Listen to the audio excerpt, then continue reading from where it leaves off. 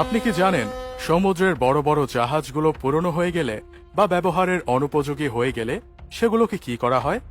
বিশাল বিশাল জাহাজগুলো কেবল ফেলে রাখলে তো অনেক জায়গার প্রয়োজন, আবার মেরামত করে চালাতে গেলেও যে পরিমাণ খরচ হয় সেই অর্থ ব্যয় করে একটি নতুন জাহাজই কিনে ফেলা যায়। কেননা প্রতিটি জাহাজ ভাঙার জন্য অস্থায়ী ভিত্তিতে লোকবল নিয়োগ দেওয়া হয়। কোনো জাহাজ ভাঙতে কতজন লাগবে এবং জাহাজের আকারের উপর নির্ভর করে কি পরিমাণ লোক নিয়োগ দিতে হবে। ছোট জাহাজ ভাঙতে ৩০০ থেকে ৪০০ শ্রমিক আর বড় জাহাজ ভাঙতে ১০০০ থেকে ১২০০ শ্রমিক নিয়োগ দেওয়া হয়। তাহলে পরিত্যক্ত জাহাজগুলোর পরিণতি কি?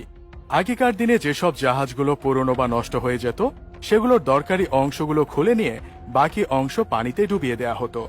কিন্তু বর্তমান সময়ে পুরনো জাহাজগুলোকে পুনর্ব্যবহারযোগ্য করে তোলা হয়।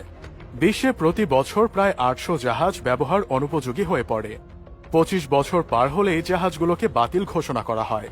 এ ধরনের জাহাজ চালানো বিপজ্জনক। সেসব জাহাজ বিক্রি করা হয় বিভিন্ন দেশের আমদানিকারকের কাছে।